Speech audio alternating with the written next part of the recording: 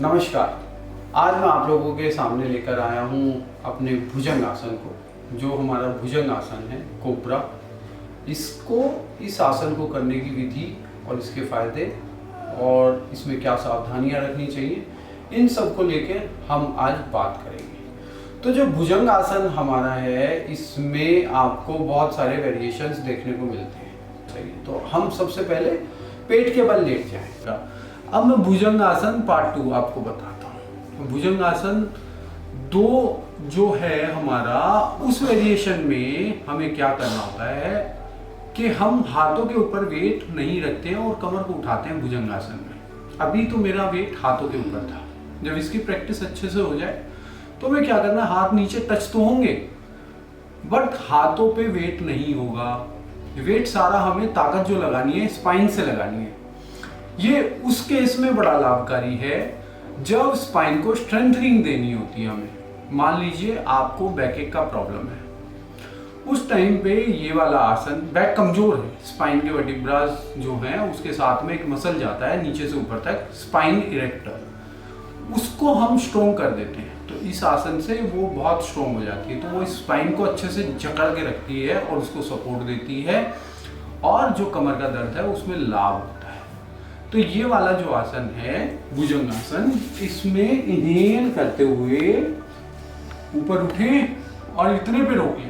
पर अब यहाँ पर एक जो ध्यान रखने वाली बात है वो ये है कि हाथों पर वेट कम से कम, बल्कि ना हाथों पे वेट ना हो। अब मैं ऐसे नहीं करूंगा, हाथ तो नीचे टच होंगे बट मेरा जो बॉडी वेट है वो सारा मैंने स्पाइन से जान लगाकर उठाया है।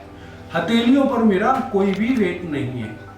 ये जो स्पाइन है, ये जो स्पाइन का मूवमेंट हुआ है, इसमें स्पाइन इरेक्टर को बहुत स्ट्रेंथ मिला है। इसमें स्पाइन इरेक्टर स्ट्रॉन्ग होगी, काफी स्ट्रॉन्ग होगी और बैकएक में काफी लाभ मिलेगा आपको। स्पाइन की शेप भी जो थोड़ी चेंज होने लगती है एज के साथ, वो ठीक हो जाती है। और इसके बाद एक और वेरिएशन हम इसका डिस्कस कर लेते हैं। अच्छा, तो ये तो हमारा हो गया। अब देखो, अलग अलग बेनिफिट्स हैं, अलग अलग तरीके से भुजंग आसन किया जा रहा है। अब इससे नेक्स्ट जो हम कर रहे हैं उग्र भुजंग आसन, वो भी भुजंग आसन का एक चौथा वेरिएशन है। इस वेरिएशन में हम क्या करेंगे, हम हाथों को पूरा सीधा कर देंगे कोहनी से। इनहेल करते हुए आप अपर बॉडी को ऊपर उठाएं, पीछे पैर के अंगूठे एड़ियां मिली होंगी और ऊपर आ जाए, हाथ की उंगलियां भी आपस में मिली होंगी। अब नॉर्मली ये आसन जब हम ऊपर उठते हैं तो ऐसे हो जाता है, कंधे बिल्कुल टच हो जाते हैं नेक से। नहीं, इस चीज का स्पेशली ध्यान रखना है आपको, ऐसे नहीं। ये मूवमेंट आप उसमें ऐड कर दीजिए, अगर पॉसिबल हो तो इसमें भी अपनी नेवल को टच रखने की कोशिश कीजिए, बट इसमें नेवल थोड़ी उठ जाती है। जो सुपर फ्लेक्सिबल लोग हैं उनका तो ठीक है, नहीं उठती, बट हम जैसे आम आदमी इसमें नेवल थोड़ी ऊपर उठ जाती है, तो कोई बात नहीं, इसमें उठने दीजिए।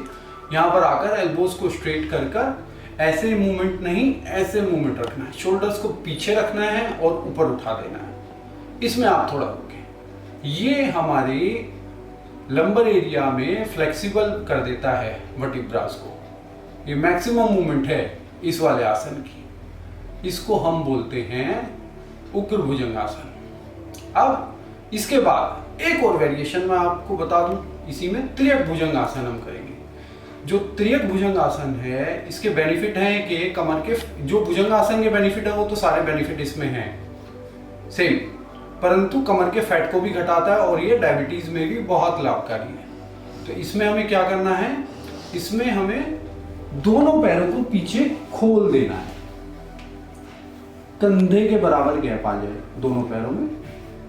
फिर सांस को भरते हुए ऊपर उठना है और यहां पर रोकना है। रोकने के बाद अपने शोल्डर्स को ठीक करना है, जैसा कि अभी मैंने बताया। फिर उसके बाद सांस भरें एक बार और सांस को निकालते हुए राइट साइड ट्विस्ट कर दे कमर को और पीछे अपनी एड़ियों को देखें। अब इससे आपको लेफ्ट एड़ी नजर आनी चाहिए। फिर वापस आए, यथाशक्ति रोकें, सेम वही 3 मिनट तक इसको कर सकते हैं। 10-20 सेकंड से शुरू करके धीरे धीरे बढ़ा के 3 मिनट तक जा सकते हैं। फिर उसके बाद फिर से सांस भरें और सांस छोड़ते हुए लेफ्ट साइड ट्विस्ट कर देंगे। लेफ्ट साइड जब हम ट्विस्ट करेंगे तो हमारी राइट हील दिखाई देनी चाहिए। यहां पर यथाशक्ति रोकें, फिर वापस आए और किसी भी आसन में एक चीज ध्यान रखिएगा, किसी भी आसन में जब हम 2 मिनट 3 मिनट रोकने लगते हैं तो आसन को शुरू करते हुए और छोड़ते हुए ब्रीदिंग का ध्यान रखना चाहिए हमें। और बीच में जब हम लंबा होल्ड करते हैं तो ब्रीथ को नॉर्मल कर लेना चाहिए, ब्रीथ को होल्ड नहीं करना है। तो ये था हमारा भुजंगासन, बट इसमें एक सावधानी क्या बरतनी है वो भी आप देख लें।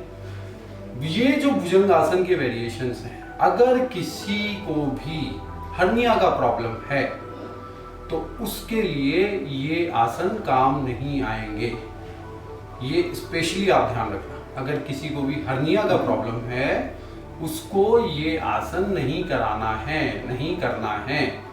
अगर वो करेगा तो उसमें फायदे की जगह उसको नुकसान होने का डर है, वो ये आसन बिल्कुल भी ना करे। कतई योग शास्त्र में मना है, इस आसन को हर्निया के पेशेंट को नहीं कराना है। आंतों से संबंधित जिसको कुछ ऐसे रोग हैं जिसमें आंतें ज़्यादा सेंसिटिव हो गई हैं तो इसको धीरे धीरे और योग शिक्षक के अंडर में ही इसको कराएं ऐसी स्थिति में। और जो नॉर्मल हेल्दी पर्सन है वो ठीक है, वो तो देख के भी कर सकते हैं। तो ये था आज का हमारा भुजंगासन। उम्मीद करता हूँ आप लोगों को सबको बहुत पसंद आया होगा और जो इसको लेके कंफ्यूजन है लोगों के दिमाग में वो भी दूर हुई होगी कि भुजंगासन कैसे करना चाहिए, वो सब लोगों को पता लगा होगा। तो उम्मीद करता हूँ आप लोग इसको करके लाभ उठाएंगे और लास्ट में सांस को छोड़ते हुए वापस आ जाएं और थोड़ा सा आराम दें। धन्यवाद।